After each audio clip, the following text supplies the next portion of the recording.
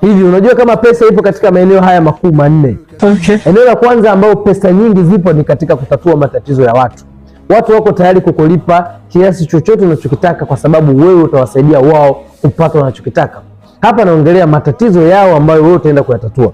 Lakini pesa imejificha katika kurahisisha muda.